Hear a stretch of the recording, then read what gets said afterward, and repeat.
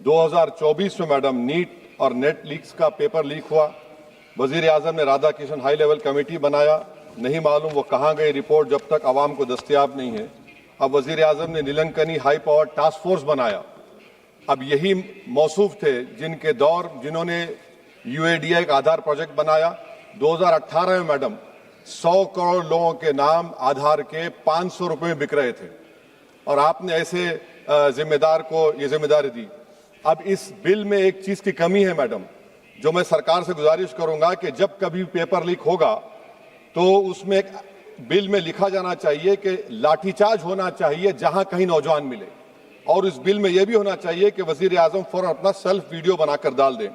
Madam, मैं इजहार यगानगी के लिए खड़ा हूं नौजवानों के लिए जो आज पूरी उम्मीद खो चुके हैं तालीम के ताल्लुक से, जो उम्मीद खो चुके हैं नौकरी के ताल्लुक से, जो ट्रेनिंग के ताल्लुक से उम्मीद खो चुके हैं, मगर वो इसलिए अपनी उम्मीद को खो चुके हैं क्योंकि ये नाहल और नाखलक एक हुकूमत है जो सिर्फ उनको दो नौकरी दे सकती है, एक या तो तुम पकौड़ा बनाओ या तुम किसी रक्षा दल और सेना का हिस्सा बन जाओ।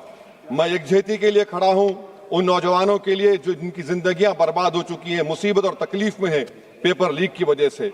मैडम, मैं खड़ा हूं उस 19 साल की लड़की के लिए जिसका नाम शेख सना है, जो नीट के री एग्जाम से पहले खुदकुशी कर अपनी जान खो दी। मैं पूछना चाहता हूं सरकार से कि क्या कानून बदलने से, सेल्फी वीडियो बनाने से, इस्तीफा लेने से, स्पेशल टास्क फोर्स और स्पेशल कोर्ट बनाने से क्या सना अपने माँ बाप को वापिस आ जाएगी? ये सरकार को जवाब देना है। ये सरकार इतनी बेहिसी और बेरहमी के साथ इन नौजवानों से उनसे बर्ताव कर रही है, ये बिल्कुल नौजवानों से दूर हो चुकी है। इनकी तकलीफ को समझना छोड़िए, एहसास भी इनमें खत्म हो चुका है। ये मसवदा कानून क्या है मैडम, जो 2024 के कानून में नहीं था?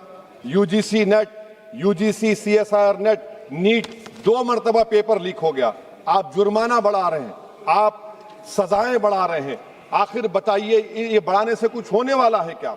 असल गलती कहां पर है? आपने इन अकाउंटेबिलिटी को खत्म कर दिया, इन्वेस्टिगेटिंग एजेंसीज को कोई ताकत नहीं दी, और आप इन्वेस्टिगेशन को इख्तियार भी नहीं देते कि जो पेपर लीक करते उनको सजा दी जाए। कितने अफसोस की बात है मैडम कि IAF को इस्तेमाल, इंडियन एयरफोर्स का इस्तेमाल किया जा रहा है। वजीर आजम 130 करोड़ आवाम के हैं, वो सिर्फ एक एग्जाम की निगरानी कर रहे हैं, और ये सरकार बड़ी फख्र से कहती है कि वजीर आजम देख रहे हैं।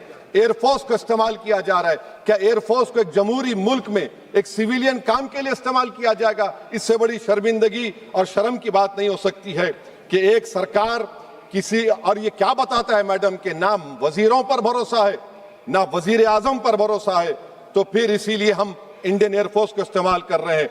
मेरी मैडम, मेरी आपसे ये बोलना ये है कि स्पेशल टास्क फोर्स क्या है, हाई लेवल कमेटी क्या है? पूरा सिस्टम खराब हो चुका है, पूरे सिस्टम को बदलने की जरूरत है। मैडम, फास्ट ट्रैक कोर्ट 2019 से अब तक 1100 करोड़ रुपए फास्ट ट्रैक कोर्ट में खर्च हुए हैं, और अब तक 2,45,000 केसेस चल रहे हैं। तो ये फास्ट ट्रैक कोर्ट का ये जादू की छड़ी तो नहीं है जो आप बेच रहे हैं जनता के सामने आकर। Madam, the total number of exam leaks from 2002 to 2025 with a candidate count above 1 lakh in each is 45. The number of cases that led to conviction abysmal low। सिर्फ 2 लोगों को सजा हुई है मैडम। NTA क्या है? NTA पर RTI नहीं लगता है मैडम। NTA एक सोसाइटी है, ना कैबिनेट ऑर्डिनेंस से बनाया गया ना कानून से बना। मैं खत्म कर रहा हूं मैडम। तो मैं आपसे हुकूमत से सवाल कर रहा हूं कि नीट का अंडर एग्जाम पेपर सेट हो गया था, अब नए चीफ ने आकर उसको क्यों चेंज किया? इसका जवाब दें। ये डॉक्टर सरधना पराशर का क्या इन्वॉल्वमेंट है? पुणे लिंक क्या है? ये इनोवेटिव व्यू टेक्नोलॉजीज को 2018 से क्यों कॉन्ट्रैक्ट दिया जा रहा है बगैर टेंडर के? गवर्नमेंट ऑफ इंडिया का GFRCB रूल्स है। इस इनोवेटिव टेक्नोलॉजीज का फॉरेंसिक ऑडिट होना चाहिए। एक कंपनी को सब दिया जा रहा है। मेरी रिकमेंडेशन ये है सरकार से कि AI का क्वेश्चन बैंक बनाया जाए जो 1 लाख सवालात पर मुश्तमिल होगा, इसमें कोई ह्यूमन इंटरफेस ना होना चाहिए। और NTA का chairman, DG, secretary, exam controller, service IAS क्यों नहीं होता है?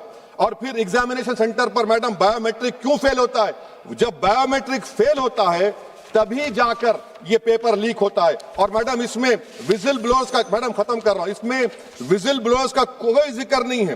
जैसा शशिकांत सिकर का पुलिस ने एफआईआर नहीं लिया, नीट सीबीएस यूजीसी नीट का सीबीएसई में दीपक ठाकुर, ये कुछ नहीं लिया गया। आखिर में मैडम ये सरकार ये कानून लाकर देश की आवाम को, नौजवानों को पैगाम दे रही है, तुम रोड पर निकल कर आओ, हम डरेंगे।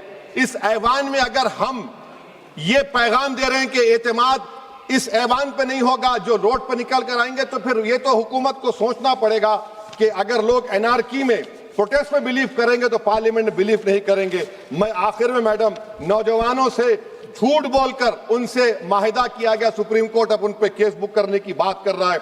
मैं मुबारकबाद देता हूं उन तमाम कॉन्स्टिट्यूशनल अथॉरिटी को जिन्होंने नौजवानों की उखाबी रूह को बेदार किया। अब उनको उनकी मंजिलें आसमान पर नजर आ रही हैं।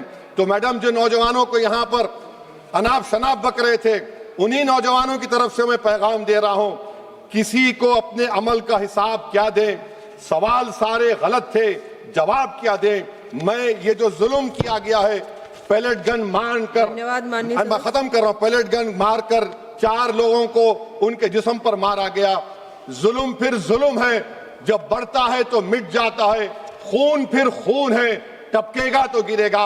और किसी शायर ने अच्छा कहा था, इधर आ सितमगर हुनर आजमाए, तू तीर आजमा हम जिगर आजमाए।